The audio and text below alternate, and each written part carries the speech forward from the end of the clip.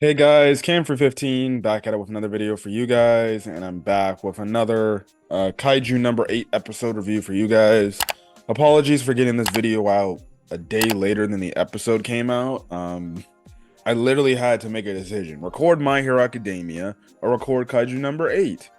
I went with My Hero Academia because I'm obviously a big fan of My Hero Academia, because later in the day I actually had to end up being at my sister's prom party, and things like that. So, yeah, that's why. That is why. But Kaiju number 8, another great episode with a lot of shockingly mystery or intrigue in terms of what we last left off with.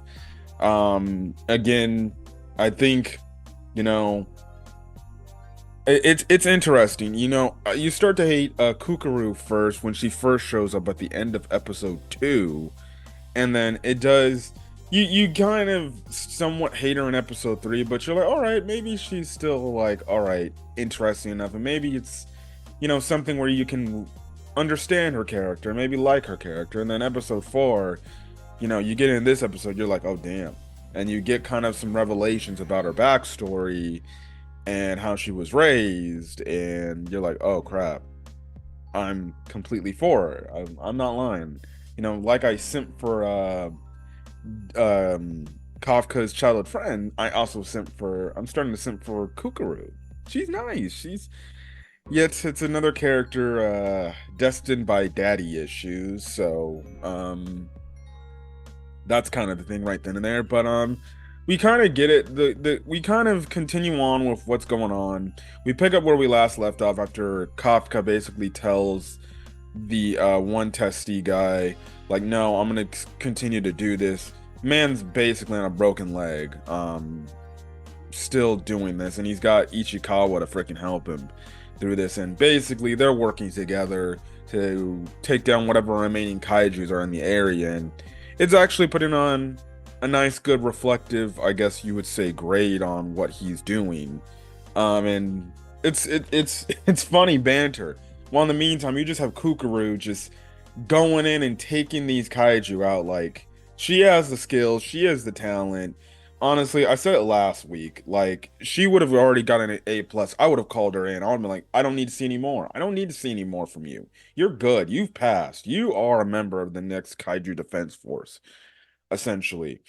But the thing is, you kind of get a little bit of a twist here, is when the testing grounds ends and everybody thinks the kaiju have been defeated, you have it to where all of a sudden, like Kukuru, and they focus on her specifically, um, you have it to where Kukuru, she kind of relaxes for a bit, and the next thing you know, she gets like shot slash impaled, essentially, but really shot. Um, and I'm just like, wait, well, what's going on here? And then next thing you know, you see these kaiju start regenerating. The ones that the testes have been that already have taken all of them out. And then they start regenerating, and they're like these new, different looking kaiju and everything, a lot stronger. And you have it to where Kukuru over here is damn near on her freaking deathbed. And luckily she's using the suit to like heal not heal the wound, but cover the wound up so then she doesn't have any significant blood loss.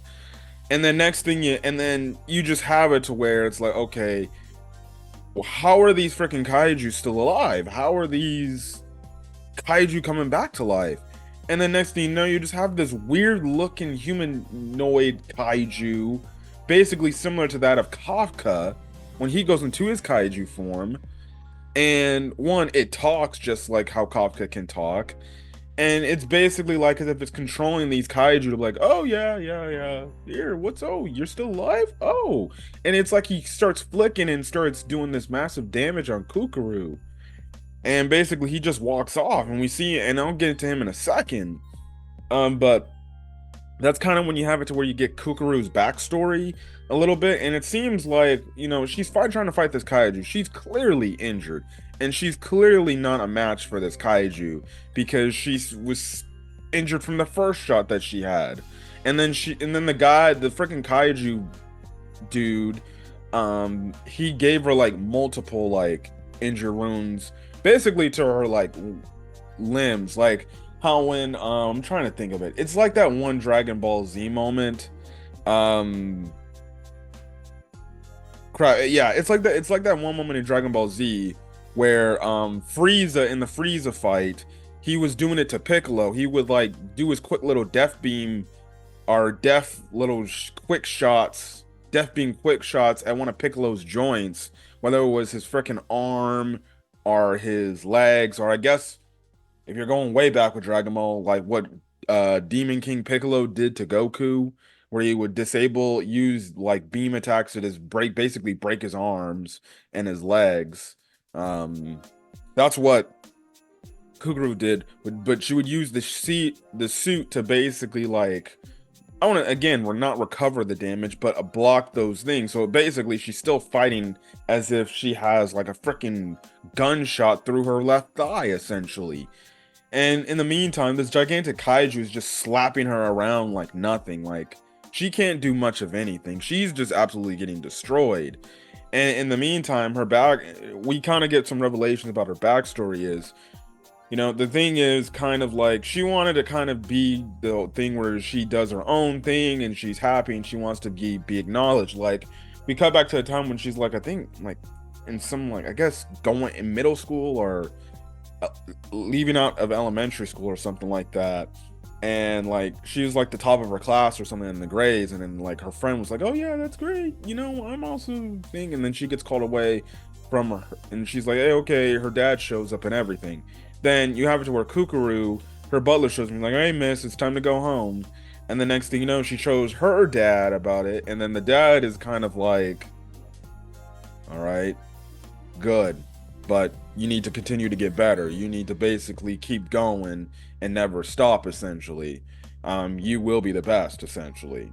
Kind of that whole idealistic dad, parent thinking we get in some animes where, and it's usually with the dad characters. It's really rarely with the mom characters, but it's usually with the dad characters where they're just like, that's great, you made that accomplishment, but I don't give a shit.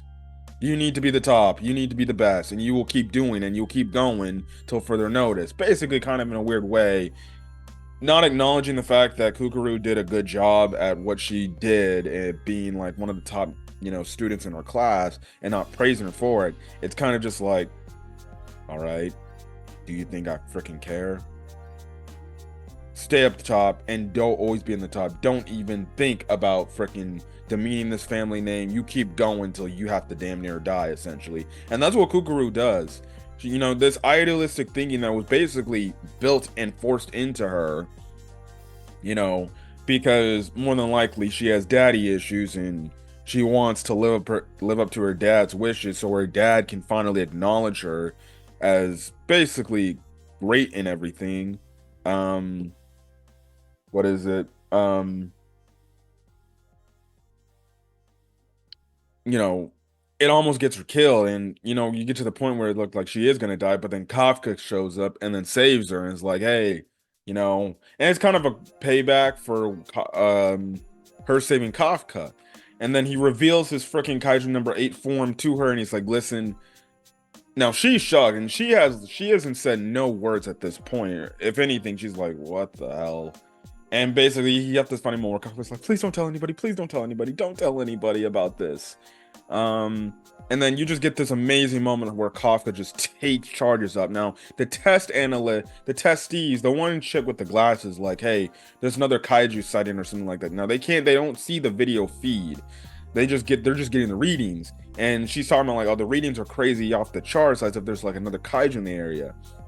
And this dude Kafka charges his freaking up and he destroys this kaiju in one shot. Absolutely destroys this kaiju. He ends up freaking deforming after saving Kukuru, and him and Ichikawa, they kind of take her back to get healed up. He also then promises, you kind of have it to where after they recuperate, they're in the freaking hospital, and it's funny because Kafka's like, why am I not getting special treatment? Because they put Kukuru in like the special treatment room, and Kafka's like, why am I not getting special treatment? And Ichikawa was like, man, please. You got barely any. Your injuries are minor compared to hers. And you have it to where his childhood friend actually shows up. I think his childhood friend name is Mina or whatever. Mina ends up showing up in the hospital room. She looks at him, gives him a salute, essentially saying thank you for all you've done, and saving and helping out with everything.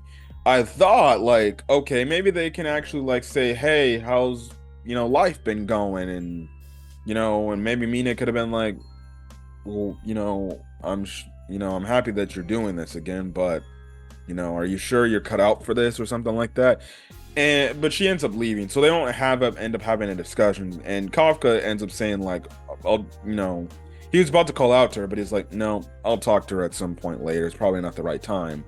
You have to wonder if they are going to have that one-on-one talk, because it's going to be very interesting, because obviously she's giving off that stoic side of hers.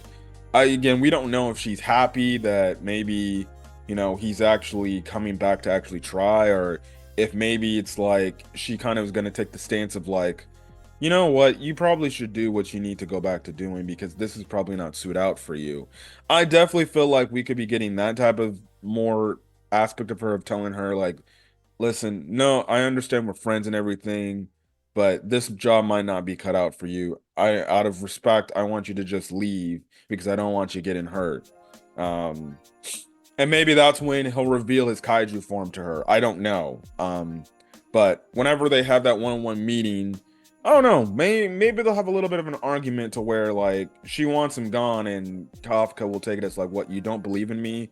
Don't you remember the promise we made as kids and everything? And that could lead into a whole another thing where frickin' she can be like, well, then why didn't you just join me from the jump? You left. I've been all alone basically for my entire life since being in this thing, and you said you would always be by my side, and you never were.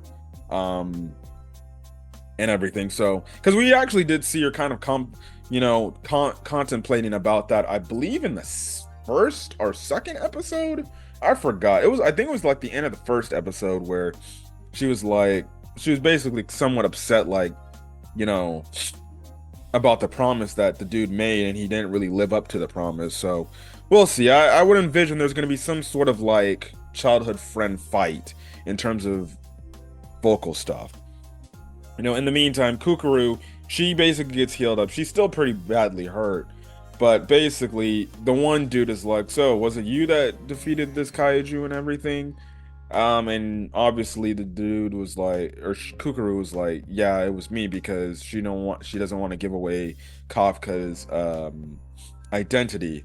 It is shocking that now she knows. I thought honestly it would be a little bit longer than that, but all right. She might as well be included in this. And remember, she was pretty interested in like, okay, you're super strong. Now she knows why he's super strong. So it's going to be interesting to see what's going to be going on with her storyline. But, hey, she's starting to become one of the up there for best girl materials. And then we get the last bit of the episode of Kaiju number 8. And we just have it to where we see this freaking Kaiju that ended up attacking the test zone. He's in this bathroom and he's trying to figure out how to use the phone. And then he, obviously the co-workers or the people that Kafka and Ichikawa work with, the cleanup crew, that's who he's working with right now. And then he changes back into his human form. And even though it looks unstable, like, the man is just walking like as if he's a regular human. So there's craziness happening. It seems like Kafka's not the only humanoid kaiju dude out there. Clearly, it's setting up a story that there's going to be more humanoid kaijus, or humans that potentially could turn into kaijus, but do things for an ulterior motive, because now they got the power. Now, I don't know. Now, this is the only thing. I don't know if this is a human that can transform into a kaiju like Kafka can, or it's a kaiju that can be able to transform back into a human body, like kill a human and be able to transform into a human and take their appearance. Now, if that's the case, that makes things even more deadly, because shit, that means you can't trust anybody, because you could be talking to a human and in reality, they could be a freaking kaiju. And the only way you can catch up on that is if they make a slip up that it's like, wait a second, that's not exactly how this person would act. So we don't know if this dude is actually human at kaiju, and if the dude is a human and he got the kaiju powers like Kafka can, why is he killing Why does this guy want to use Kaiju to kill humans? Obviously because he's a crazy lunatic and maybe something obviously wrong, but it would make more sense if it's a Kaiju that took the form of a human, because hey, humans keep killing us and things like that. I never thought they would go this direct. Honestly, I don't know why. Well, I want to say I never thought they would go this direction, but I don't know why I never would think like, okay, why wouldn't there be more people like this? I thought Kafka would be one of the special ones, but it seems like this guy is going to be clearly a problem. And we'll see. And the bad part too, this dude's with Kafka and Ichikawa's friends, so you hope that maybe this dude doesn't do something bad to them and probably ends up killing them as well. So yeah, and that's kind of the thing. And also it's a warning too, because with Kafka and Ichikawa being close with these guys, this dude could go after him. And maybe if he picks up on Kafka, the fact that, okay, this dude's a kaiju too, I need to get rid of this dude too. Could be a whole heap of trouble coming up soon. But another solid to great episode of Kaiju number 8. Again, I'm really liking this show. Every Saturday I watch it, and I definitely can't wait to watch more. But if you guys like the video, leave a like, put in the comment section your thoughts, hit that subscribe button if you want to get more Kaiju number 8 content or any other anime content I upload to the channel. Till then guys, stay safe out there, have a great rest of your day, night, or when you're checking this video. Peace.